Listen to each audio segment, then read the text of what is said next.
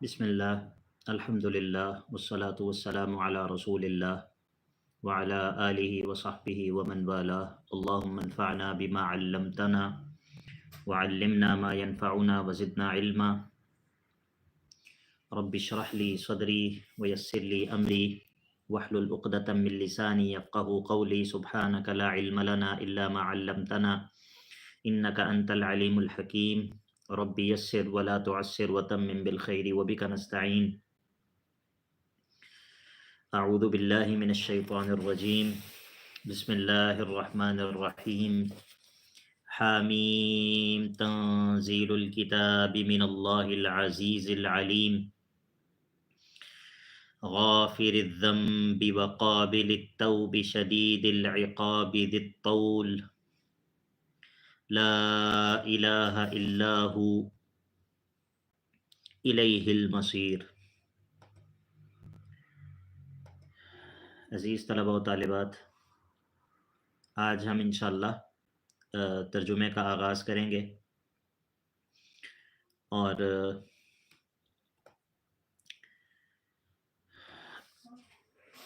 سورۃ المؤمن کے بارے میں کچھ جو ہے وہ مقدماتی گفتگو ہوگی انشاءاللہ، اور کوشش کریں گے کہ آج سورت کا آغاز بھی ہو جائے۔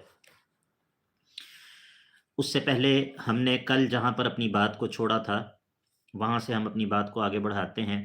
کل ہم یہ بات کر رہے تھے کہ قرآن مجید کا جو چوتھا حصہ ہے وہ سورہ سبا سے شروع ہوتا ہے، اور سورہ سبا اور سورہ فاطر ان دونوں کے اندر دو انتہائی مرکزی موضوع جو ہے وہ بیان ہوئے ہیں۔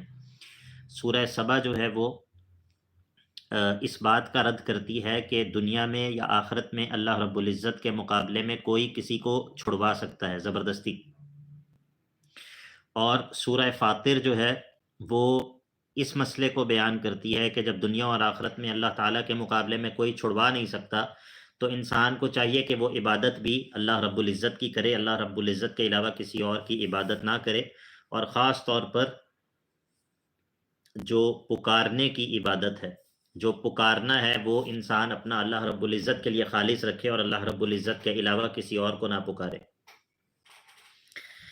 اس کے بعد ہم نے یہ بات کی تھی کہ جو سورہ سبا میں بیان ہونے والا مسئلہ ہے، سورہ یاسین میں، سورہ صافات میں اور سورہ صاد میں اسی مسئلے کی مزید تفصیل جو ہے وہ بیان ہوئی ہے، جبکہ سورہ فاطر میں جو بیان ہونے والا مسئلہ ہے اس کی مزید تفصیل جو ہے وہ سورہ زمر میں اور حوامیم سبع میں بیان ہوئی ہے۔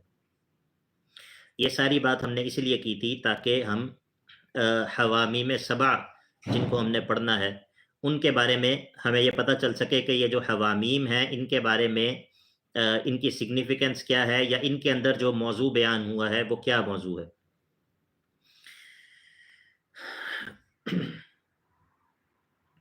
حوامیم سبع یہ جو 7 صورتیں ہیں ان کے بارے میں بعض روایات جو ہے وہ موجود ہیں، اگرچہ ان کی صحت کے بارے میں اہل علم کا اختلاف ہے، لیکن مجموعی طور پر کچھ نہ کچھ ان کی اصل جو ہے وہ ہے، اسی لیے چند علماء جو ہے وہ ان روایات کو حسن قرار دیتے ہیں، بعض روایات کو بعض علماء صحیح قرار دیتے ہیں۔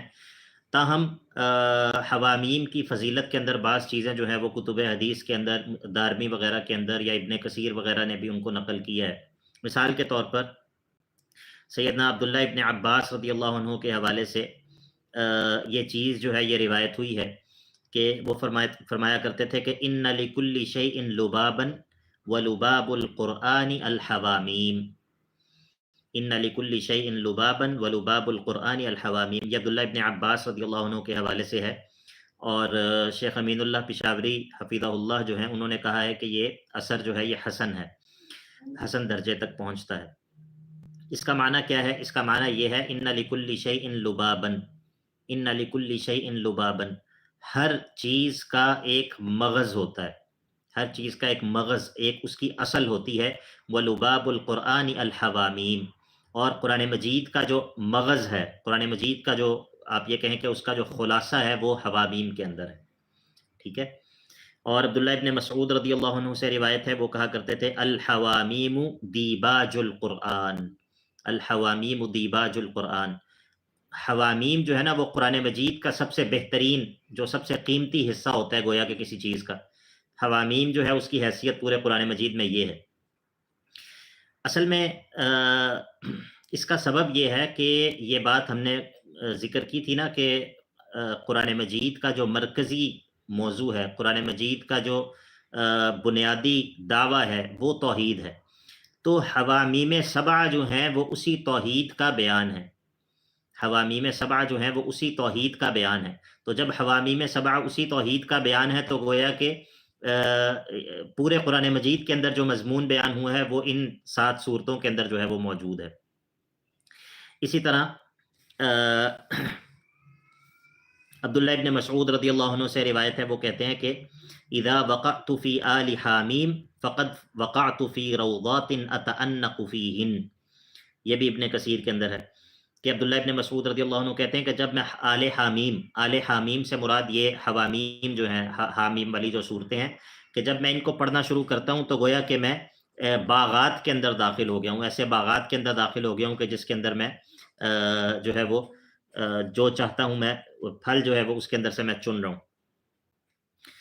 اس طرح اور بھی حوامیم کے بارے میں اور بھی چیزیں جو ہیں وہ روایت ہوئی ہیں، آثار کے اندر اور بھی چیزیں موجود ہیں، لیکن مجموعی طور پر اگر ان میں سے کوئی چیز یعنی کہ وارد نہ بھی ہوتی تب بھی ان 7 صورتوں کا اکٹھے وارد ہونا اور پھر اس کے بعد ان کا جو ان کے اندر جو موضوع بیان ہوا ہے، ان کے اندر جو مسئلہ بیان ہوا ہے، وہ اس کی ان صورتوں کی اہمیت اور فضیلت کے لیے وہ بھی کافی ہے، وہ بھی وہ مسئلہ ہے جو کہ بہت اہمیت والا مسئلہ ہے۔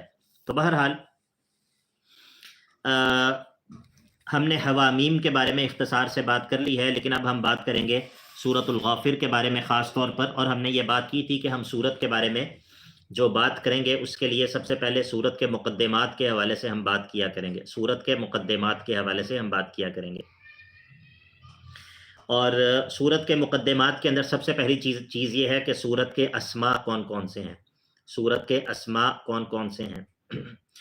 یہ جو صورتوں کے ناموں کا مسئلہ ہے نا، صورتوں کے نام، کئی صورتوں کے نام ایسے ہیں جو کہ توقیفی ہیں۔ توقیفی سے مراد یہ ہے کہ ہمیں ان صورتوں کے نام جو ہے خود اللہ کے نبی علیہ الصلوۃ والسلام سے ملتے ہیں کہ اللہ کے نبی علیہ الصلوۃ والسلام نے کسی صورت کا نام جو ہے وہ ذکر کیا ہے، لیکن کچھ صورتیں ایسی ہیں کہ جن کے ناموں کے بارے میں ہمیں اختلاف بھی ملتا ہے، ٹھیک ہے۔ تو صورتوں کے نام جو ہے وہ بعض صورتیں ایسی ہیں کہ جن کے نام مختلف نام مشہور تھے، بعض صورتیں ایسی ہیں کہ جن کا ہمیں ایک ہی نام ملتا ہے۔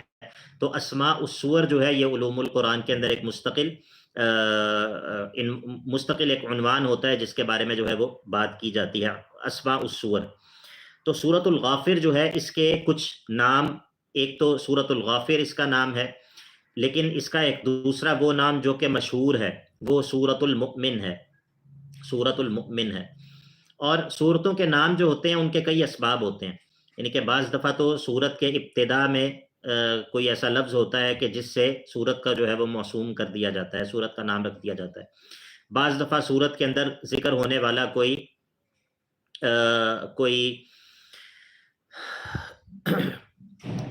کوئی واقعہ ایسا ہوتا ہے کہ جس واقعے کی مناسبت سے سورت کا جو ہے وہ نام رکھ دیا جاتا ہے، اس طرح سورۃ البقرہ آپ کہتے ہیں کہ اس میں گائے کا قصہ جو ہے وہ ذکر ہوا ہے۔ اسی طرح اس سورت میں چونکہ مؤمن آل فرعون کا تذکرہ ہوا ہے تو اس مناسبت سے اس سورت کا نام سورۃ المؤمن بھی ہے، اور چونکہ اس سورت کے اندر آغاز میں ہی غافر الذنب کہا گیا ہے تو اس مناسبت سے اس کا نام جو ہے وہ سورۃ الغافر بھی ہے۔ اسی طرح اس سورت کو سورہ حامیم المؤمن بھی کہا جاتا ہے، حامیم المؤمن، حامیم المؤمن۔ اس کی وجہ یہ ہے کہ جو حوامیم ہیں ان میں سے یہ وہ حامیم ہے جس کے اندر المؤمن کا ذکر ہے، مؤمن آل فرعون کا ذکر ہے، تو اس مناسبت سے اس کو سورہ حامیم المؤمن بھی کہہ دیا جاتا ہے۔ اور اسی طرح اس سورت کا ایک اور نام جو ہے سورۃ الطول بھی ہے، سورۃ الطول، کیونکہ اس سورت کے آغاز میں جو ہے وہ ذی الطول کا لفظ جو ہے وہ موجود ہے، ذی الطول لا الہ الا ہو۔ تاہم ہمارے یہاں پر عموماً اس سورت کا نام سورۃ المؤمن ہی مشہور ہے، اور بعض لوگ اس کو سورۃ الغافر بھی کہتے ہیں، لیکن اس میں کوئی یعنی کہ بڑا اس میں اختلاف نہیں ہے، یا کوئی ایسی بات نہیں ہے کہ جس کے اوپر کوئی بڑا اختلاف مرتب ہوتا ہو۔ دونوں صورتوں سے مراد جو ہے وہ یہی صورت ہے جس کو ہم پڑھنے جا رہے ہیں۔ اس صورت کے فضائل کے حوالے سے یا اس کے خصائص کے حوالے سے کچھ بات ہم نے پہلے کر لی ہے کہ جو حوامیم کے بارے میں عموماً جو فضائل ذکر ہوئے ہیں وہ اس صورت کو بھی حاصل ہیں، کیونکہ یہ صورت جو ہے یہ حوامیم میں سے پہلی صورت ہے۔ اللہ اکبر۔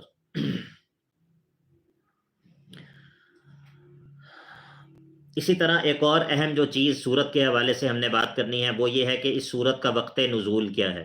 اس کو سمجھنا جو ہے وہ بڑا ضروری ہے، کیونکہ صورت کے وقت نزول کو جو سمجھنا ہوتا ہے اس سے صورت کے فہم کے ساتھ اس کا تعلق ہوتا ہے، صورت کے فہم کے ساتھ اس کا جو ہے وہ تعلق ہوتا ہے۔ صورت جو ہے یہ مکی ہے، اور یہ جتنی بھی حوامیم ہیں، حوامیم ساری کی ساری مکی صورتیں ہیں، حوامیم ساری کی ساری جو ہے وہ مکی صورتیں ہیں، اور یہ مکہ کے اندر بھی مکہ کے تقریباً آخری دور سے کچھ پہلے ان کا نزول ہوا ہے، اور یہ اسی ترتیب سے نازل ہوئی ہیں جس ترتیب سے یہ قرآن مجید کے اندر موجود ہیں۔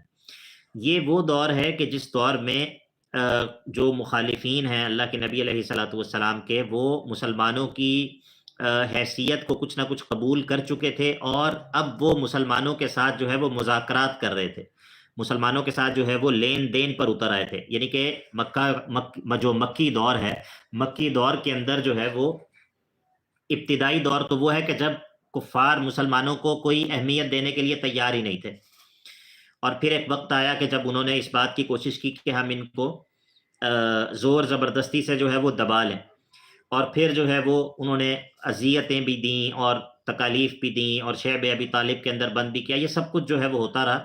لیکن اس کے بعد ایک دور وہ آیا کہ جب کفار کو اس بات کا ادراک ہو گیا کہ اب مسلمان جو ہے وہ ایک ایسی طاقت بن چکے ہیں کہ ان کے ساتھ جو ہے وہ ہمیں کچھ مذاکرات جو ہے وہ کرنے پڑیں گے، ان کے ساتھ ہمیں کچھ جو ہے وہ ڈیلنگ کرنی پڑے گی۔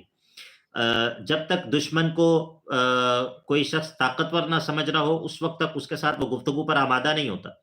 جب تک دشمن کے بارے میں یہ احساس موجود ہو کہ میں اس کو دبا لوں گا، تب تک وہ پوری کوشش اسی بات کی کرتا ہے دشمن کے میں اس کو دبا لوں۔ لیکن جب مسلمانوں کے اندر کچھ مسلمان کچھ قوت پکڑ گئے، خاص طور پر کچھ با اثر لوگ جو ہے وہ مسلمان ہو گئے، اور مسلمان جو ہے وہ یعنی کہ کچھ ان کی قوت میں اضافہ ہو گیا، تو کفار کے ساتھ جو ہے وہ مناوشات اور جو مذاکرات ہیں ان کا آغاز ہو گیا۔ اسی لیے اس سے اگلی جو صورت ہے اس کے بارے میں انشاءاللہ ہم پڑھیں گے اگلی صورت کے آغاز میں، کہ اللہ کے نبی علیہ الصلوۃ والسلام نے ایسی ہی ایک مجلس کے اندر کہ جس میں اللہ کے نبی علیہ الصلوۃ والسلام کو مختلف پیشکشیں کی جا رہی تھیں، تو اس کے جواب میں اللہ کے نبی علیہ الصلوۃ والسلام نے سورہ فصلت کی تلاوت کی تھی، سورہ فصلت کی تلاوت کی تھی۔ تو اس سے ہمیں یہ پتہ چلتا ہے کہ یہ جو صورتیں ہیں یہ مکہ مکرمہ میں نازل ہوئی ہیں، لیکن مکہ کے یہ ابتدائی یا وسطی دور کے اندر نازل نہیں ہوئیں، بلکہ مکہ کے اندر بھی یہ اس دور میں جا کر نازل ہوئی ہیں کہ جس دور کے اندر مسلمانوں اور کافروں کے درمیان مذاکرات کا اور کوئی نہ کوئی گفتگو کا سلسلہ جو ہے وہ جاری تھا۔ سورت کے اسماء کی بات بھی ہو گئی، اس کے وقت نزول کی بات بھی ہو گئی، اس کے فضائل اور خصائص کی کچھ بات بھی ہو گئی۔ اب اس کے بعد ہے سورت کے مقاصد، سورت کے مقاصد، مقاصد السور۔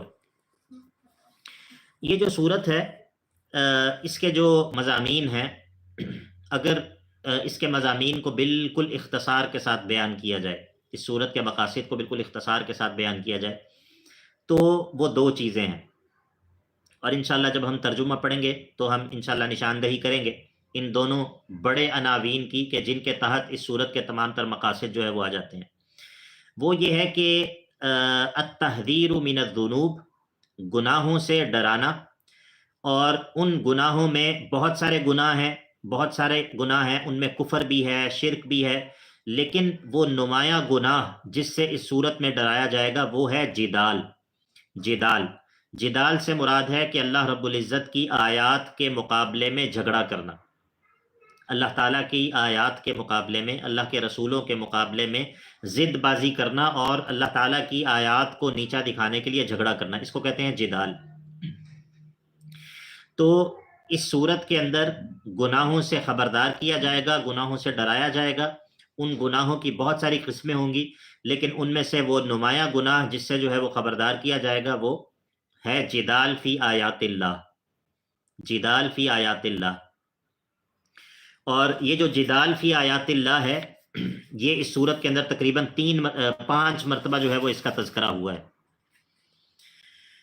اس کا تذکرہ جو ہے وہ صورت کے اندر تقریباً 5 مرتبہ ہوا ہے. ایک تو اس صورت کے آغاز میں ہی ہے، ما یجادل فی آیات اللہ الا الذین کفروا، آیت نمبر 4 میں. اسی طرح والذین یجادلون فی آیات اللہ، آیت نمبر 35 کے اندر بھی ہے. پھر ان الذین یجادلون فی آیات اللہ، آیت نمبر 56 کے اندر. اور پھر اسی طرح الم تر الی الذین یجادلون فی آیات اللہ انا یصرفون. تو اس صورت کے اندر جو ہے وہ نمایاں گناہ جس پر جو ہے وہ وعید ذکر کی جائے گی، جس پر جو ہے وہ اللہ رب العزت ڈانٹ پلائے گا، وہ ہے جدال فی آیات اللہ. جدال فی آیات اللہ.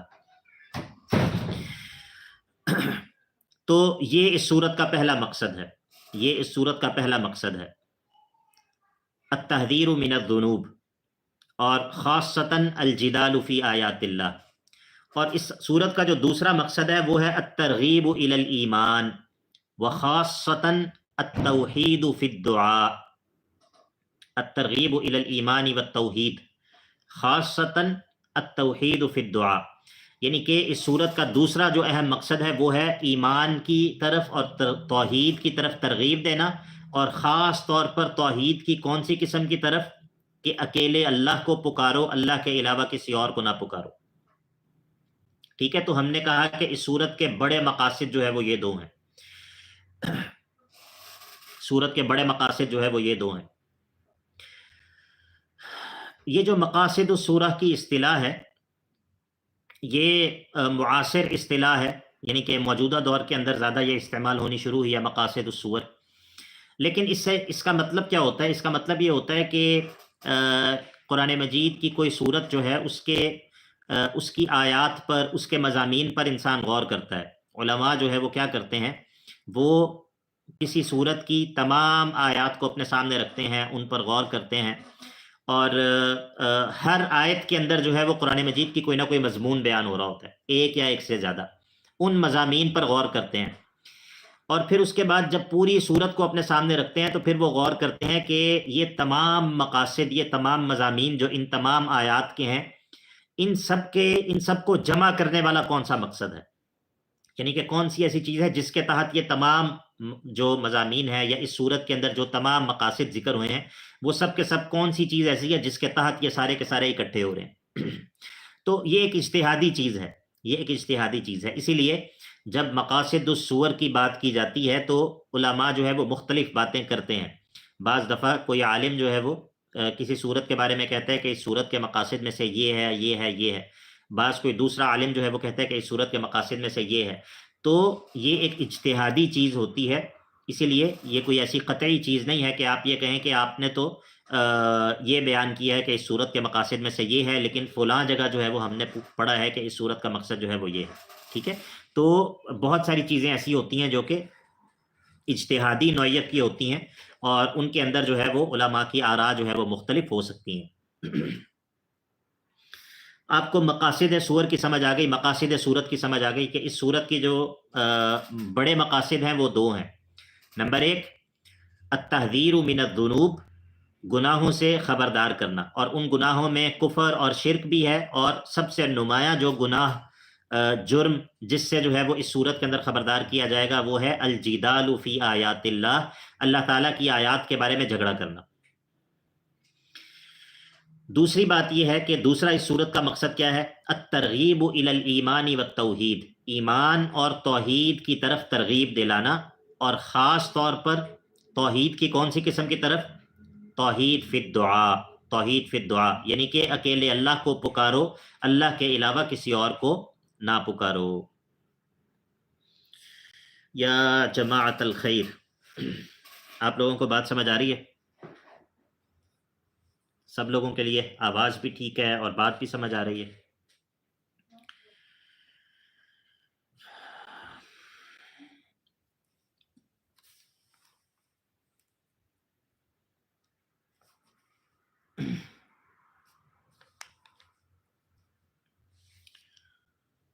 چلیں الحمدللہ.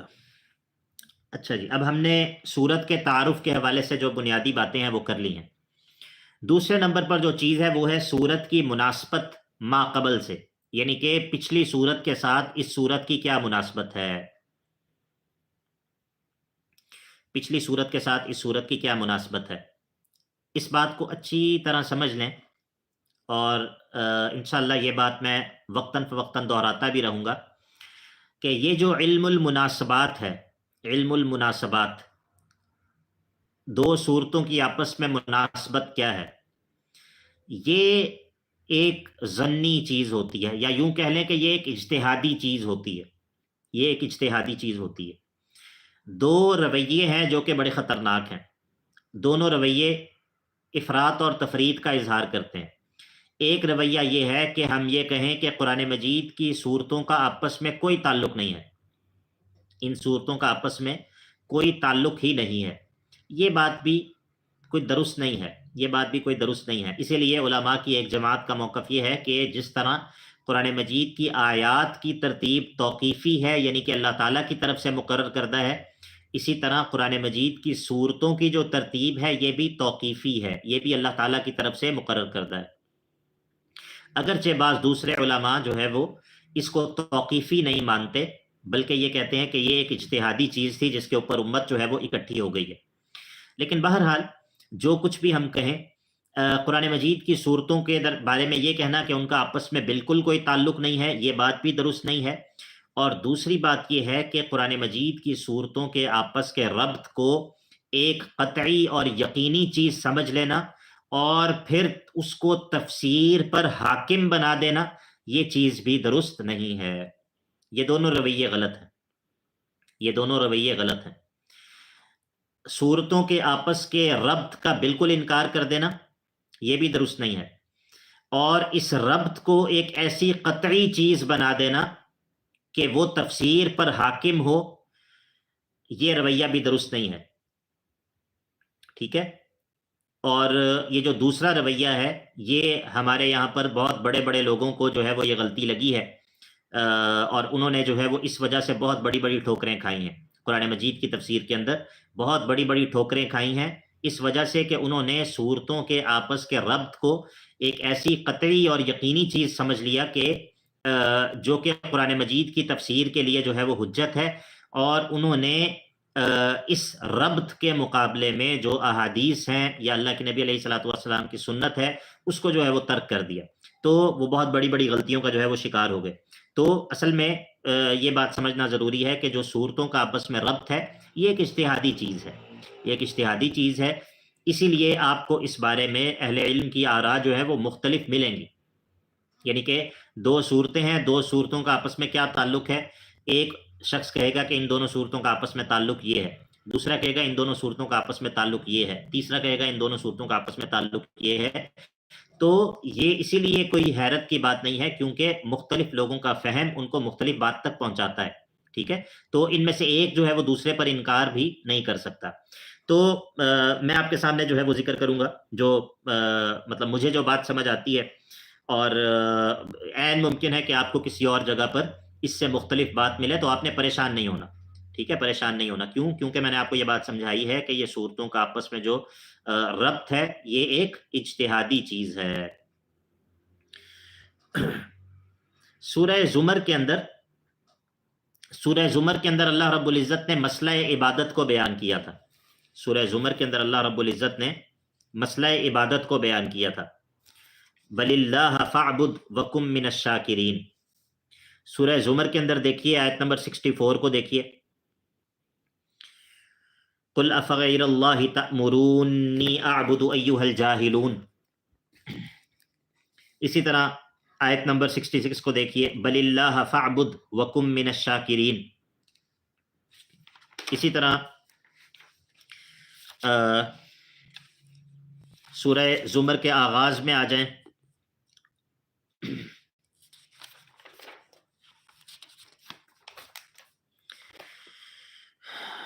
اِنَّا أَنزَلْنَا إِلَيْكَ الْكِتَابَ بِالْحَقِّ فَاعْبُدِ اللَّهَ مُخْلِصًا لَهُ الدِّينَ فَاعْبُدِ اللَّهَ مُخْلِصًا لَهُ الدِّينَ أَلَا لِلَّهِ الدِّينُ الْخَالِصُ والذین اتخذوا من دونه اولیاء ما نعبدهم الا لیقربونا الی اللہ زلفی ان اللہ یحکم بینہم فیما هم فیہ یختلفون۔ سورہ زمر کے اندر اللہ تعالیٰ نے مسئلہ توحید فی العبادت کو بیان کیا تھا عمومی طور پر۔ اب سورہ مؤمن کے اندر خاص طور پر اللہ رب العزت بیان کرے گا مسئلہ توحید فی الدعاء کو، توحید فی الدعاء کے مسئلے کو خاص طور پر بیان کرے گا، اور یہ بات جو ہے وہ پوری صورت کے اندر 5-6 دفعہ جو ہے وہ دہرائی جائے گی، یہ مسئلہ جو ہے وہ دہرایا جائے گا۔ جس طرح سورہ مؤمن کی آپ نکالیے آیت نمبر 14، سورہ مؤمن کی آیت نمبر 14 نکالیے، دیکھیے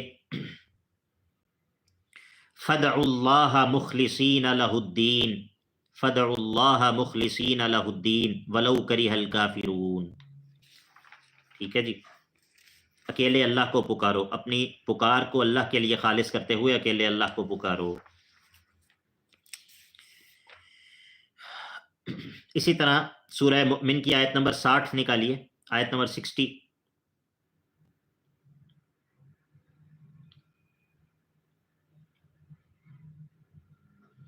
وقال ربكم ادعوني استجب لكم ان الذين يستكبرون عن عبادتي سيدخلون جہنم داخرین۔ آپ کا رب کہتا ہے کہ مجھے ہی پکارو، میں تمہاری دعا کو قبول کروں گا۔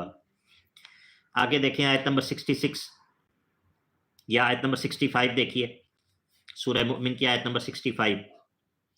هو الحی لا الہ الا هو فدعوه مخلصین له الدین۔ وہ اللہ ہے جو الحی ہے، لا الہ الا ہو، اس کے علاوہ کوئی عبادت کے لائق نہیں ہے، تو فدعوہ، اسی کو پکارو۔ تو کہنے کا مطلب یہ ہے کہ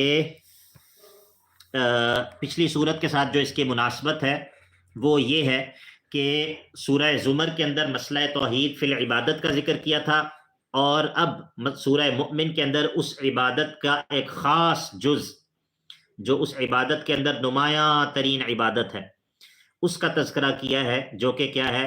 پکارنا، مدد مانگنا۔ اس کی مثال قرآن مجید میں کہیں اور پر بھی ہے کہ پہلے عبادت کا ذکر ہو اور پھر دعا کا ذکر ہو۔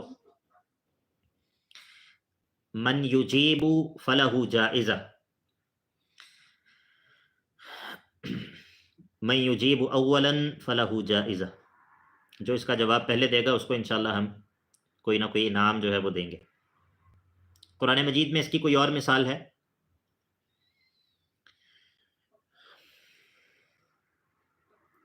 الفاتحہ، آیت ذکر کر دیں۔ ویسے تو آپ کا جواب تقریباً ہو گیا ہے، لیکن پھر بھی اگر ایاک نعبد و ایاک نستعین، بارک اللہ فیک ام سعد، بارک اللہ فیک یا ام سعد۔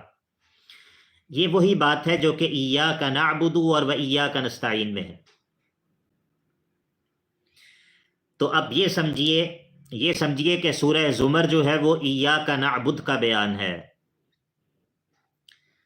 یوں سمجھیے کہ سورہ زمر جو ہے وہ ایاک نعبد کا بیان ہے، اور سورہ مؤمن سے لے کر سورہ احقاف تک یہ حوامیم جو ہے یہ کس کا بیان ہے؟ ایاک نستعین، ایاک نستعین کا بیان ہے۔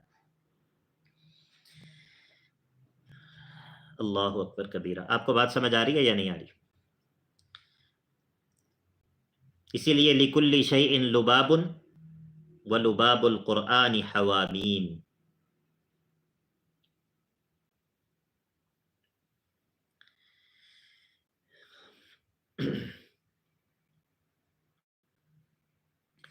سورت کا دعویٰ کیا ہے؟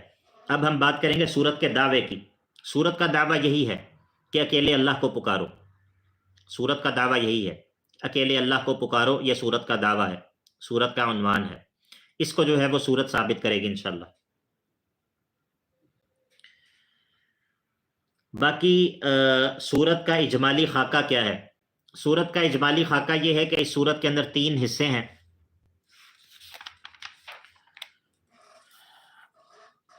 سورت کے 3 حصے ہیں۔ پہلا جو حصہ ہے وہ سورت کا آیت نمبر 1 سے لے کر آیت نمبر 13 تک ہے، اور یہ حصہ سورت کی تمہید ہے۔ پہلا حصہ آیت نمبر 1 سے لے کر آیت نمبر 13 تک ہے، اور یہ حصہ سورت کی تمہید ہے۔ اس تمہید کے اندر جو ہے وہ 4 عناوین ذکر ہوں گے، 4 عناوین ذکر ہوں گے۔ اس پہلی 13 آیات کے اندر 4 باتیں ہوں گی، انشاءاللہ وہ جب ہم ترجمہ پڑھیں گے تو میں آپ کو بتاؤں گا۔ پھر آیت نمبر 13 سے آگے دوسرا حصہ شروع ہوتا ہے سورت کا، آیت نمبر 50 تک۔ اس کی تفصیل انشاءاللہ جب ہم وہاں پہنچیں گے تو میں آپ کو بتاؤں گا، لیکن فی الحال آپ صرف یہ سمجھ لیں کہ سورت کے 3 حصے ہیں، اور پہلا حصہ جو ہے وہ آیت نمبر 1 سے لے کر آیت نمبر 13 تک ہے، جس کے اندر 4 عناوین جو ہے وہ بیان ہوں گے۔ اللہ اکبر۔ باقی سورت کے مشکلات قرآنی، تکرار والی آیات، یہ چیزیں سورت کے اندر جو ہے وہ انشاءاللہ ہم حل کریں گے۔ سورت کے اندر جب مفردات آئیں گے انشاءاللہ ان کو حل ہم کریں گے۔ اور 7ویں نمبر پر ہے سورت کے امتیازات، تو سورت کے امتیازات ہم سورت کے آخر میں انشاءاللہ ذکر کریں گے۔ ٹھیک ہے جی، ہم نے ابھی کیا باتیں کی ہیں؟ ہم نے سب سے پہلے بات کی ہے سورت کے تعارف کے بارے میں۔ اس کے تعارف کے ضمن میں ہم نے بات کی سورت کے نام، سورت کا وقت نزول کیا ہے، سورت کے فضائل اور خصائص کیا ہیں، اور سورت کے مقاصد کیا ہیں۔ یہ سب باتیں ہم نے سورت کے تعارف کے اندر کی ہیں۔ دوسرے نمبر پر ہم نے بات کی ہے سورت کی ما قبل سے مناسبت، سورہ زمر کے ساتھ اس سورت کا کیا تعلق ہے۔ تیسرے نمبر پر ہم نے بات کی ہے سورت کا دعویٰ اور عنوان کیا ہے۔ چوتھے نمبر پر ہم نے بات کی ہے سورت کا اجمالی خاکہ، اور 5ویں نمبر پر ہم نے بات کی ہے سورت کی مشکلات اور تکرار والی آیات، ان کا حل انشاءاللہ سورت کے اندر جو ہے وہ آ جائے گا، اور سورت کے امتیازات جو ہیں ان کا تذکرہ ہم سورت کے آخر میں کریں گے۔ تیسرا حصہ جو ہے اس کے بارے میں انشاءاللہ جب وہاں پہنچیں گے تو میں آپ کو بتاؤں گا، جلد بازی کرنے کی ضرورت نہیں ہے انشاءاللہ۔ ادھر پہنچیں گے تو میں انشاءاللہ آپ کو اس کی تفصیل بتاؤں گا، لیکن عبداللہ مکی بھائی نے سمجھداری والی بات کی ہے کہ تیسرا حصہ جو ہے وہ دوسرے حصے کے اختتام سے سورت کے اختتام تک ہوگا نا۔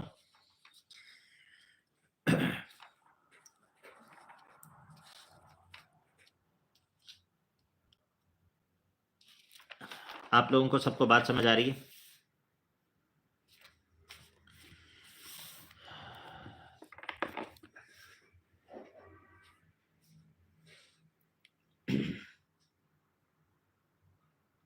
بارک اللہ فیک۔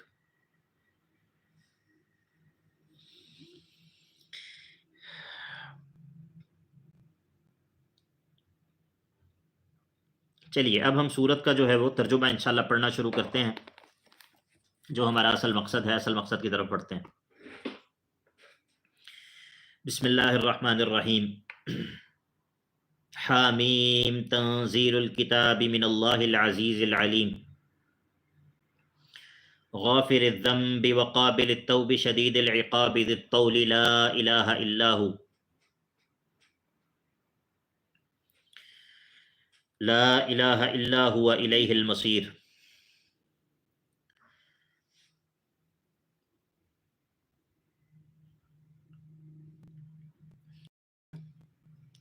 بسم اللہ الرحمن الرحیم جو ہے یہ کلمہ استعانت ہے۔ بسم اللہ الرحمن الرحیم، اس کا معنی یہ ہے کہ میں اللہ کے ان 3 ناموں کے ذریعے جو اللہ ہے، الرحمن ہے اور الرحیم ہے، اللہ سے مدد طلب کرتا ہوں۔ اس سورت کو پڑھنے پر، جس سورت کو میں پڑھنے جا رہا ہوں، میں اللہ رب العزت کے ان 3 ناموں کے ذریعے جو اللہ ہے، الرحمن ہے اور الرحیم ہے، ان 3 ناموں کے واسطے سے میں اللہ تعالیٰ سے مدد کا سوال کرتا ہوں۔ کس کام کے لیے؟ اس سورت کو پڑھنے کے لیے، علی قراءۃ ہذہ السورہ، یہ اس کا معنی ہے۔ بسم اللہ الرحمن الرحیم جو ہے وہ کلمہ استعانت ہے۔ بسم اللہ الرحمن الرحیم کلمہ استعانت ہے، یعنی کہ اللہ تعالیٰ سے مدد طلب کرنے کا کلمہ ہے۔ اللہ تعالیٰ نے اس بات کا ہمیں حکم دیا ہے کہ اللہ تعالیٰ کو اس کے ناموں کے ذریعے پکارو، اس کے ناموں کے ذریعے پکارو، ٹھیک ہے۔ وَلِلَّهِ الْأَسْمَاءُ الْحُسْنَى فَادْعُوهُ بِهَا، فدعوہ بہا، اللہ کے اسماء حسنی ہیں، اللہ کو ان ناموں کے ذریعے پکارو، ان ناموں کے ذریعے اللہ سے مدد مانگو۔ کیا مطلب ہے ان ناموں کے ذریعے؟ ان ناموں کے ذریعے پکارنے کا مطلب یہ ہے کہ اللہ تعالیٰ کو کہو کہ اے اللہ تو رحمان ہے، مجھ پر رحم کر دے، اے اللہ تو السمیع ہے، المجیب ہے، میری دعا کو قبول کر لے۔ یہ ہے اللہ تعالیٰ کو اس کے ناموں کے ذریعے پکارنا، اللہ تعالیٰ کو اس کے ناموں کے ذریعے پکارنا۔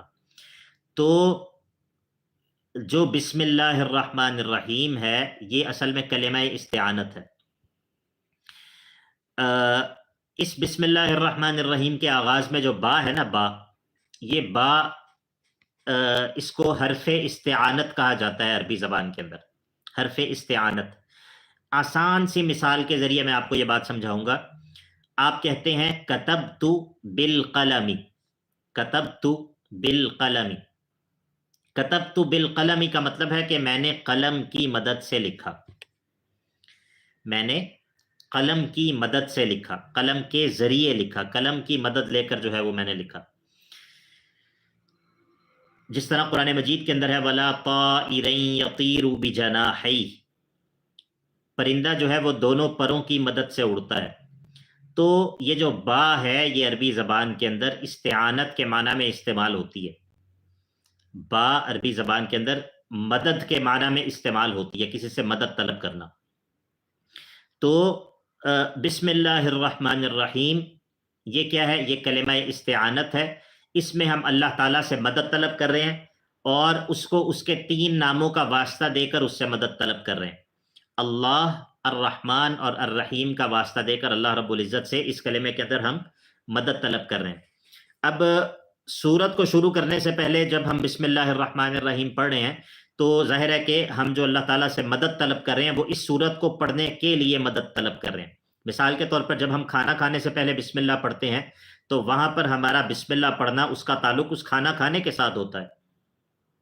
جب ہم سفر پہ نکلنے سے پہلے بسم اللہ پڑھتے ہیں تو تب ہماری اس بسم اللہ کا تعلق جو ہے وہ اس سفر پر نکلنے کے ساتھ ہوتا ہے، ٹھیک ہے۔ تو اب جب ہم قرآن مجید کی کسی سورت کو پڑھنے سے پہلے بسم اللہ پڑھتے ہیں تو گویا کہ ہم اللہ تعالیٰ سے مدد طلب کر رہے ہیں اس سورت کو پڑھنے پر کہ اے اللہ ہمیں اس سورت کو پڑھنے کی توفیق بھی دے، ہمیں اس کا حق ادا کرنے کی توفیق بھی دے، اور اس کو تو ہم سے قبول بھی کر، اور اس کے اندر جتنی بھی خیر ہے جس کا اللہ تعالیٰ سے سوال کیا جا سکتا ہے، ٹھیک ہے۔ تو بسم اللہ الرحمن الرحیم کا معنی میں نے بالکل اختصار کے ساتھ آپ کو جو ہے وہ بتایا ہے، زیادہ تفصیل کا یہ موقع نہیں ہے۔ اکثر جب ہم تفسیر پڑھانی شروع کرتے ہیں یا سورہ فاتحہ کے آغاز میں تو اس میں ہم جو ہے وہ بسم اللہ الرحمن الرحیم کے معنی کے اندر تفصیل سے بات کرتے ہیں، کیونکہ یہ کلمہ جو ہے یہ بہت ہی جامع کلمہ ہے، بہت ہی جامع کلمہ ہے۔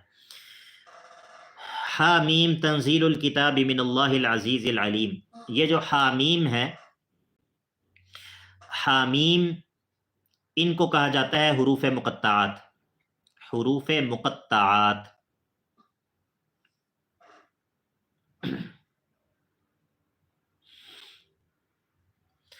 قرآن مجید کی اکثر صورتوں کے اندر شروع میں یہ حروف مقطعات موجود ہیں اور ان کے بارے میں مختلف آراء ہیں، لیکن ان تمام آراء میں سب سے جو صائب اور درست بات ہے وہ یہ ہے کہ ان کلمات کا معنی اللہ رب العزت ہی بہتر جانتا ہے، ان کلمات کا معنی اللہ رب العزت ہی بہتر جانتا ہے، ان کا معنی جو ہے اس کے بارے میں ہمیں علم نہیں ہے، ان کلمات کا جو معنی ہے اس کا علم اللہ رب العزت کے پاس ہے۔ البتہ ان کلمات کا قرآن کا حصہ ہونا یہ بات جو ہے یہ طے ہے، یہ بات طے ہے کہ یہ کلمات جو ہے وہ قرآن مجید کا حصہ ہیں، اور یہ بات بھی طے ہے کہ ان کلمات کو پڑھنے پر انسان کو جو ہے وہ اجر و ثواب ملتا ہے، انسان کو اجر و ثواب ملتا ہے۔ اب میرا آپ لوگوں سے ایک سوال ہے، بڑا اہم سوال ہے، وہ یہ ہے کہ بعض گمراہ لوگ کہتے ہیں، بعض گمراہ لوگ یہ بات کہتے ہیں کہ قرآن مجید کو اگر اس کے معنی کو سمجھے بغیر پڑھا جائے، قرآن مجید کے معانی کو سمجھے بغیر اس کی تلاوت کی جائے تو اس کا اجر نہیں ملتا۔ بعض لوگ یہ کہتے ہیں کہ آپ خالی تلاوت جو کرتے ہیں، خالی تلاوت کا کیا فائدہ ہے؟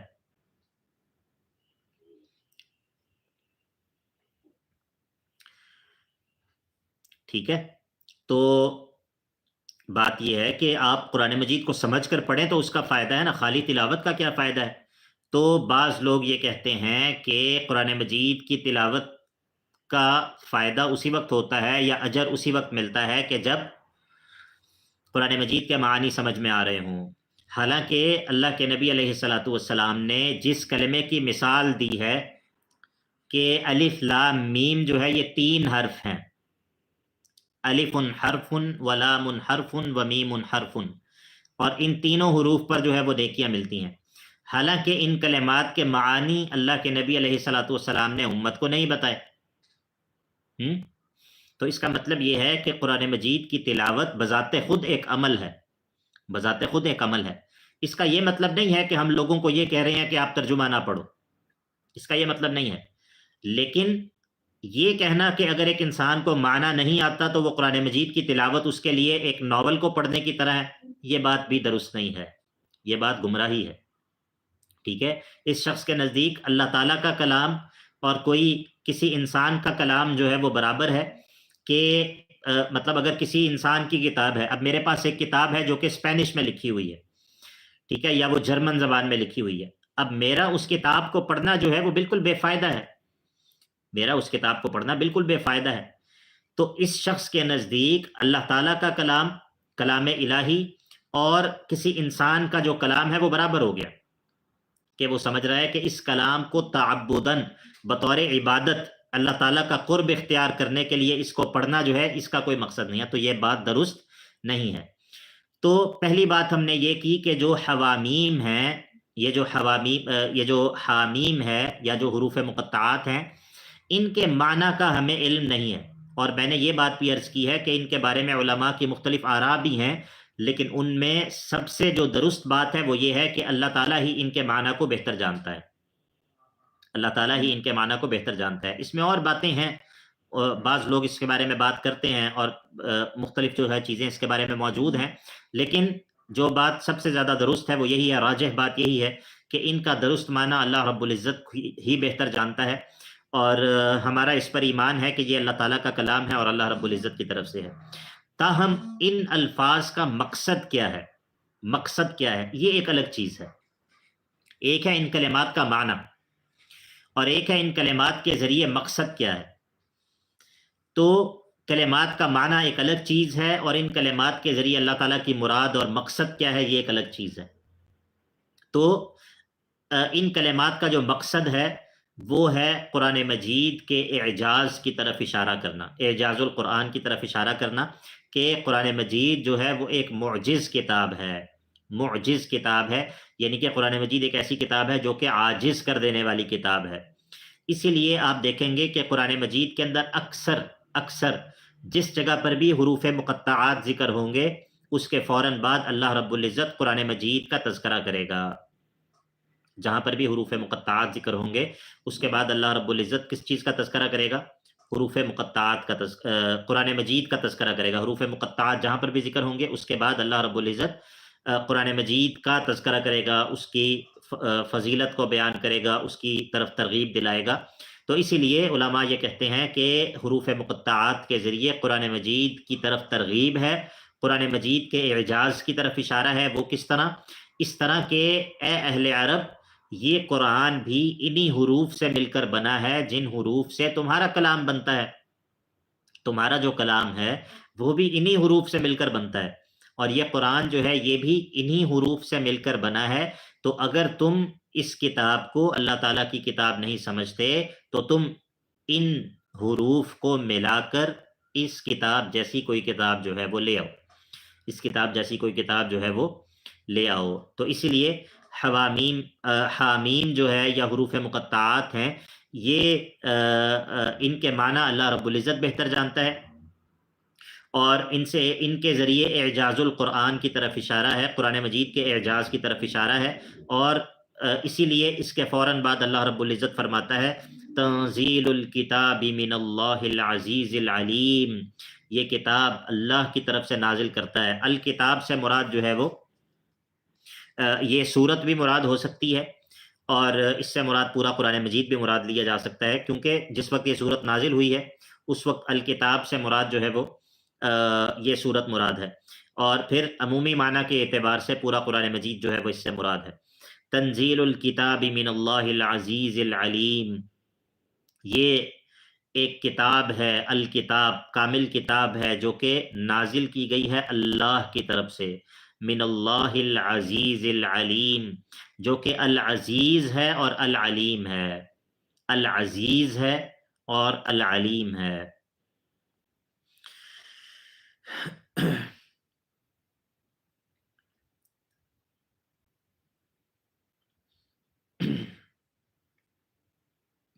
اس آیت کے اندر جو ہے وہ ہم نے یہ بات کی تھی کہ دلائل جو ہیں وہ 3 قسم کے ہیں، دلیل عقلی، دلیل نقلی اور دلیل وحی۔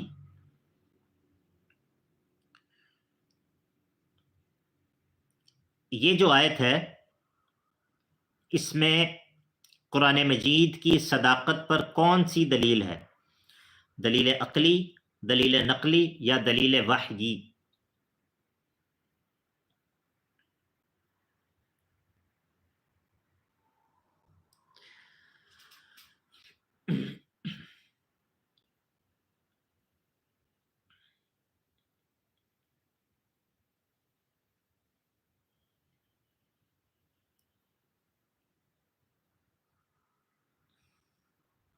دو لوگوں نے کہا ہے دلیل عقلی،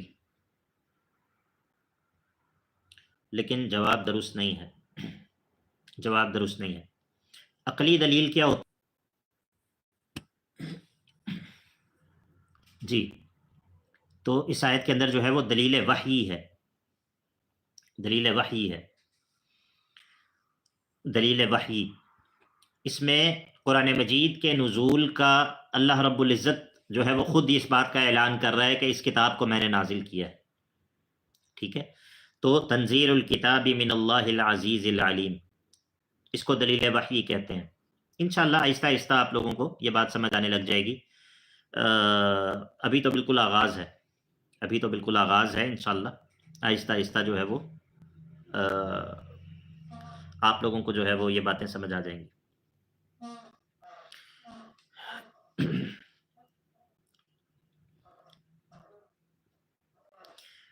سورت کے مقاصد کے حوالے سے یا سورت کے فہم کے حوالے سے ایک بات ہمیشہ یاد رکھیں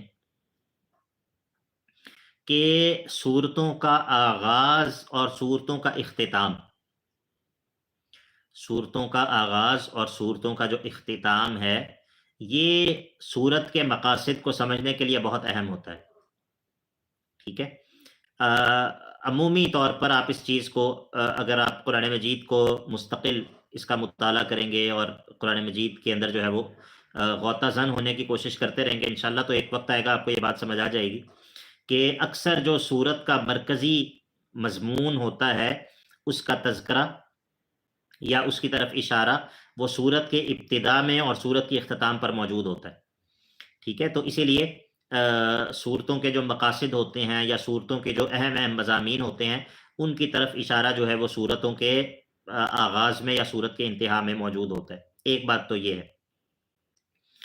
دوسری بات یہ ہے کہ ایک اور انتہائی اہم بات جو ہے وہ قرآن مجید میں غور و فکر کے حوالے سے یا قرآن مجید کو پڑھنے والے طلباء کے لیے ضروری ہے، وہ یہ ہے کہ قرآن مجید میں جب بھی اللہ رب العزت کے ناموں کا تذکرہ ہو، اللہ تعالیٰ کے ناموں کا تذکرہ کیا جائے، اس کی صفات کا تذکرہ کیا جائے، تو آپ کو اس پر خوب غور و فکر کرنا چاہیے کہ اللہ رب العزت کا یہاں پر یہ نام کیوں ذکر ہوا ہے، اس جگہ پر اللہ تعالیٰ کا یہ نام کیوں ذکر ہوا ہے، آخر کیا مناسبت ہے، کیا وجہ ہے کہ یہاں پر اللہ رب العزت نے مثال کے طور پر اس آیت کے اندر اللہ رب العزت نے کہا کہ من اللہ العزیز العلیم، ان دونوں ناموں کی اس آیت کے ساتھ کیا مناسبت ہے، اس سورت کے ساتھ کیا مناسبت ہے؟ یا پھر آپ جب کسی سورت کے مقاصد پر غور کرنا چاہ رہے ہوں تو اس سورت کے اندر اللہ رب العزت کے جو نام ذکر ہوئے ہیں ان تمام ناموں کو اکٹھا کریں اور اس پر غور کریں کہ ان اللہ تعالیٰ کی ان صفات کا، اللہ تعالیٰ کے ان ناموں کا اس سورت کے مضامین کے ساتھ کیا تعلق ہے۔ مصباح نسیم بہن، آپ کچھ زیادہ جلدی کر رہی ہیں میرا خیال ہے، ابھی ہم نے ترجمہ نہیں کیا، آپ نے پہلے معنی پوچھنا شروع کر دیا۔ پہلے آپ تیسرے حصے کی تفاصیل پوچھ رہی تھی بہن، تو اسی لیے جلد بازی مت کریں، جلد بازی مت کریں. سوال میں جلدی کرنا جو ہے یہ اچھی چیز نہیں ہے. ٹھیک ہے، بارک اللہ فیک. بات آگے آ جانی ہوتی ہے، اسی لیے تھوڑا سا انتظار کرنا چاہیے. یہ طالب علم کے آداب میں سے ہے. کئی دفعہ ایسا ہوتا ہے کہ ایک بات جو ہے وہ آگے ذکر ہونی ہوتی ہے، تو اگر درمیان میں جو ہے وہ سوال کیا جائے تو بات کرنے والا یا گفتگو کرنے والا بعض دفعہ وہ اس کا ذہن منتشر ہو جاتا ہے. ٹھیک ہے، تو یہ سب لوگوں کے لیے یہ بات ہے، سب لوگوں کے لیے یہ ایک عمومی ادب ہے. اسی طرح ہمارے عبداللہ مکی بھائی ہیں، ان کے لیے بھی ایک یہ ادب ہے کہ کلاس کے اندر جب آپ موجود ہیں تو ادھر جو ہے وہ آپ چیٹ کے اندر بھی اس بات کو ملحوظ خاطر رکھیں کہ یہ آپ کلاس میں موجود ہیں. ٹھیک ہے جی، چیٹ کے اندر بھی ایسی بات نہ لکھیں کہ جو کلاس کے ادب کے خلاف ہو. آپ تو ہمارے بھائی ہیں تو آپ کو جو ہے وہ یہ بات معلوم بھی ہے، لیکن بس تھوڑی سی توجہ دلانے کی ضرورت ہے. بات سمجھ آ رہی ہے سب لوگوں کو؟ بارک اللہ فیکم. یہ چھوٹی چھوٹی چیزیں ہوتی ہیں، ان چیزوں کو جو ہے وہ یعنی کہ آہستہ آہستہ جو ہے وہ انسان کو سیکھنا چاہیے، کیونکہ یہ ہماری جو کلاس ہے نا، یہ ایک بات سب لوگ اس بات کو اچھی طرح سمجھ لیں کہ یہ کوئی درس نہیں ہے، یہ ایک عمومی درس نہیں ہے، یہ ایک کلاس ہے. ٹھیک ہے، یہ ایک کلاس ہے، اور عمومی درس میں اور کلاس میں فرق ہوتا ہے. ٹھیک ہے، عمومی درس کے اندر جو ہے وہ ماحول اور طرح کا ہوتا ہے، لیکن جو کلاس ہوتی ہے کلاس کے اندر ماحول اور طرح کا ہوتا ہے. مجھے آج ایک میسج آیا ہوا تھا کہ جس کے اندر انہوں نے کہا تھا ایک بہن نے کہ آپ نے یہ جو کلاس کے اندر شرائط اور ضوابط رکھی ہیں اور کوئز کی شرط رکھی ہے، آپ اس کو ختم کر دیں اور تمام لوگوں کو جو ہے وہ آپ یعنی کہ بلا تفریق جو ہے وہ ہر ایک جو ہے وہ اس کو سنتا رہے. تو اصل میں یہ ایک اوپن درس نہیں ہے، یہ ایک اوپن یعنی کہ ایسا نہیں ہے کہ یہ قرآن مجید کا ترجمے کا درس ہو رہا ہے، نہیں ایسا نہیں ہے، یہ ایک کلاس ہے. تو اسی لیے ہم کوشش یہ کریں گے کہ ہم جو ایک کلاس والا جو ڈسپلن ہے، کلاس والا جو ایک ماحول ہے، ایک طالب علمانہ جو ایک ادب ہے، اس کو برقرار رکھنے کی کوشش کریں گے انشاءاللہ. ٹھیک ہے جی، بارک اللہ فیکم. اللہ تعالیٰ آپ سب کو برکت دے. یہ یعنی کہ یہ بھی سیکھنے کا حصہ ہے، یہ بھی سیکھنے کا حصہ ہے. ٹھیک ہے، ان باتوں پہ آپ لوگوں نے پریشان بھی نہیں ہونا اور اس پر جو ہے وہ ناراض بھی نہیں ہونا. یہ آپ یہ سمجھیں کہ یہ بھی سیکھنے کی چیز ہے جو کہ آپ ترجمے کے ساتھ ساتھ سیکھیں گے انشاءاللہ.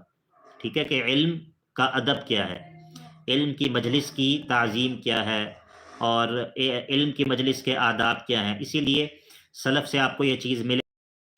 عبداللہ بن مبارک کے بارے میں آتا ہے کہ وہ کہا کرتے تھے، یا ان کے بارے میں جو ہے وہ ان کے شاگرد کہا کرتے تھے، نام میرے ذہن میں ابھی تھوڑا سا اسکپ کر گیا ہے، کہ ہم نے ان کی مجلس میں دیکھا کہ ان کی مجلس میں جو حدیث لکھنے والے لوگ ہوتے تھے وہ 500 ہوتے تھے، اور 2000 لوگ وہ ہوتے تھے جو ان سے ادب سیکھنے کے لیے آتے تھے. ان کا ادب اور ان کا سمت اور ان کا وقار جو ہے اس کو سیکھنے کے لیے آتے تھے.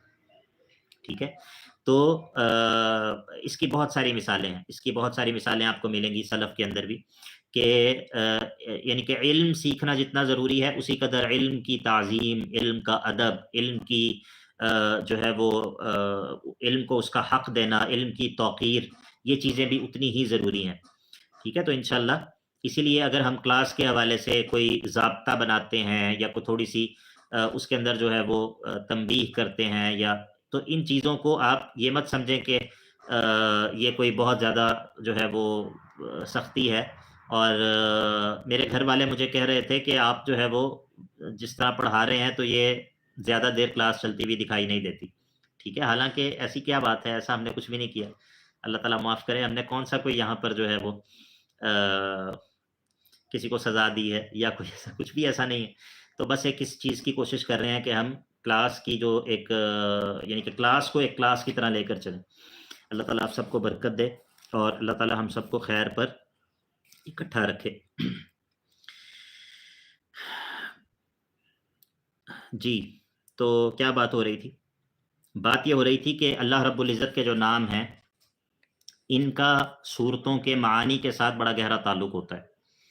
آیات کے اختتام پر جو نام ہوں، آپ ہمیشہ اس چیز پر غور کریں کہ اس آیت کے آخر میں اللہ تعالیٰ کے یہ نام کیوں ہیں.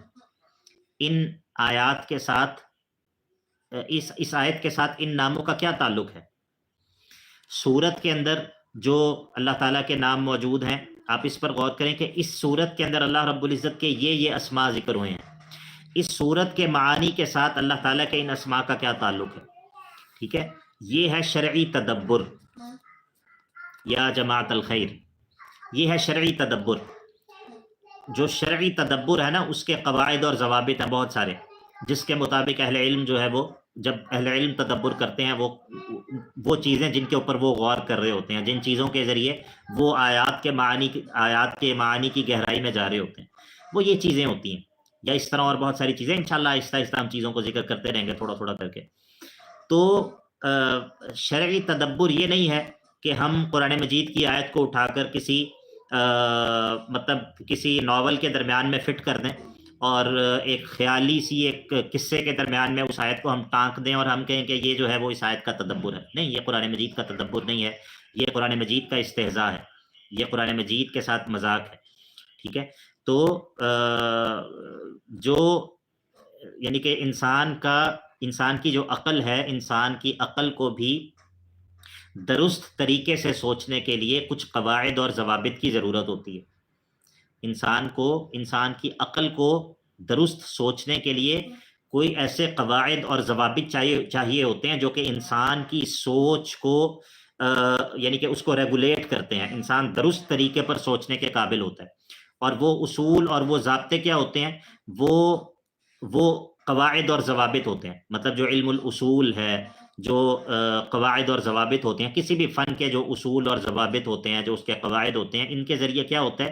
ان کے ذریعے انسان کی جو عقل ہے، انسان کی جو سوچ ہے، وہ ریگولیٹ ہوتی ہے. انسان کو یہ سمجھ آتی ہے کہ کس طرح درست طریقے سے سوچنا ہے. ٹھیک ہے، معلومات کو کس طرح درست طریقے سے ترتیب دینا ہے. تو اسی لیے یعنی کہ انسان جب یہ کہے کہ میں قرآن مجید میں تدبر کرنے جا رہا ہوں یا قرآن مجید میں سوچنے جا رہا ہوں، تو اس کے لیے اس کے پاس وہ قواعد اور ضوابط تو موجود ہونے چاہیے کہ جن کے ذریعے انسان کی سوچ جو ہے وہ درست طریقے پر جو ہے وہ آگے بڑھ سکے. ٹھیک ہے جی، تو میں نے آپ کو یہ بتایا ہے کہ اللہ رب العزت کے جو نام ہیں، اللہ تعالیٰ کے ناموں کا فہم، اس کا قرآن مجید کے فہم کے ساتھ بہت گہرا تعلق ہے. کیوں؟ کیونکہ اللہ تعالیٰ نے یہ جو کتاب نازل کی ہے، یہ اپنا تعارف کروانے کے لیے ہی نازل کی ہے. قرآن مجید جو ہے وہ اللہ تعالیٰ کے تعارف ہی کی کتاب ہے. اب دیکھیے یہاں پر اللہ رب العزت نے تنزیل الکتاب من اللہ العزیز العلیم، یہاں پر اللہ رب العزت نے اس آیت کے اختتام پر اپنے 2 ناموں کو ذکر کیا ہے. پہلا نام ہے اللہ، اور یہ اللہ تعالیٰ کا اسم ذات ہے. اور اس کے بعد 2 صفاتی نام ذکر کیے ہیں، العزیز اور العلیم. العزیز سے مراد ہے غالب، قدرت والا، زبردست.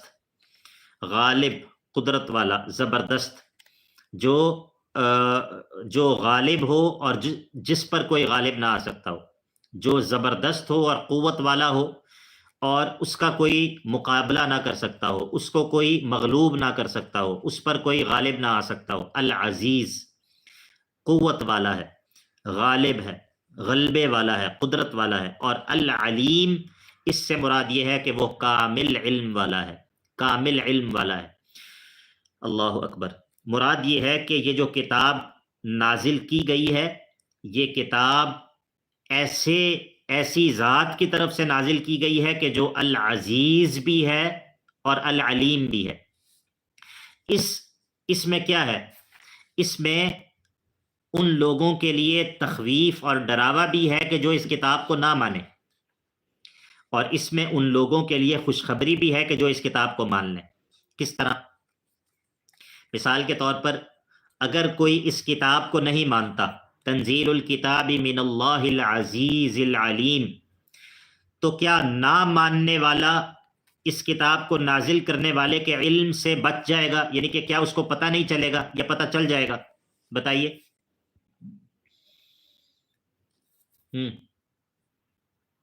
وہ العلیم ہے نا، العلیم ہے.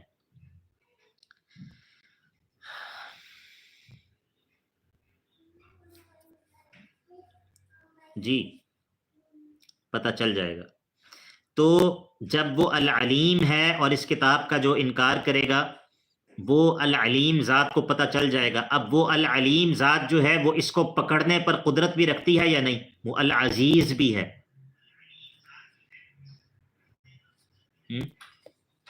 وہ العزیز بھی ہے نا، جس طرح وہ العلیم ہے اسی طرح وہ العزیز بھی ہے، ٹھیک ہے؟ تو اس کا مطلب یہ ہے کہ تنزیل الکتاب من اللہ العزیز العلیم، اے وہ شخص جو کہ اس کتاب کو نہ مانو گے تو یہ یاد رکھو کہ اس کتاب کو نازل کرنے والا العزیز اور العلیم ہے، تو باز آ جاؤ، ایسا مت کرو۔ اور دوسری طرف جو شخص اس کتاب پر ایمان لائے گا اس کے لیے اس میں بشارت اور تسلی ہے، چونکہ جس کتاب پر تم ایمان لائے ہو اس کتاب کو نازل کرنے والا العلیم ہے، وہ تمہارے ایمان لانے سے باخبر ہے، اور وہ تمہاری حفاظت کرنے پر، مخالفین کے مقابلے میں تمہاری نصرت کرنے پر، تمہیں بچا لینے پر وہ العزیز بھی ہے، قادر بھی ہے، اور وہ غلبے والا بھی ہے۔ تنزیل الکتاب من اللہ العزیز العلیم۔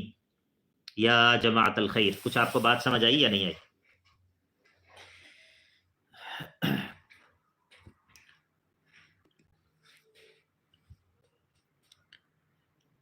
اللہ تعالیٰ کے ناموں کی فقہ، اللہ تعالیٰ کے ناموں کی معرفت جو ہے نا، یہ اس کے بغیر قرآن مجید کو سمجھا نہیں جا سکتا، ٹھیک ہے جی؟ اس کے بغیر قرآن مجید کا فہم ممکن نہیں ہے۔ اللہ تعالیٰ کے ناموں کا فہم، اللہ تعالیٰ کے ناموں کو سمجھنا یہ بہت ضروری ہے۔ اب ہمارا وقت چونکہ مکمل ہو گیا ہے تو آج ہم اسی پر اکتفا کرتے ہیں۔ آج الحمدللہ ہم نے سورت کو پڑھنا شروع کر لیا ہے، اور ابتدا میں ہماری سپیڈ جو ہے وہ کم ہوگی۔ ہم چونکہ آپ لوگ سب نئے لوگ ہیں اور آپ کو اسلوب کے ساتھ فیملیئر کرنا ہے، اسلوب کے ساتھ آپ کو ابھی آشنا ہونے میں کچھ ٹائم لگے گا انشاءاللہ، لیکن آہستہ آہستہ آپ اس اسلوب کے ساتھ آشنا ہو جائیں گے، پھر آہستہ آہستہ ہماری جو سپیڈ ہے وہ تھوڑی بڑھ جائے گی۔ لیکن کوشش یہ کریں گے کہ ہم نہ تو بہت آہستہ پڑھیں نہ بہت تیز پڑھیں انشاءاللہ۔ اپنی تسلی کے ساتھ جو ہے وہ انشاءاللہ ہم سورت کو پڑھیں گے۔ سوالات کے لیے انشاءاللہ اب آپ لوگوں کے لیے گروپ جو ہے وہ کھلے ہوئے ہیں، آپ گروپ میں سوالات کر سکتے ہیں۔ وصلی اللہ تعالی علی نبینا محمد وعلی آلہ وصحبہ اجمعین۔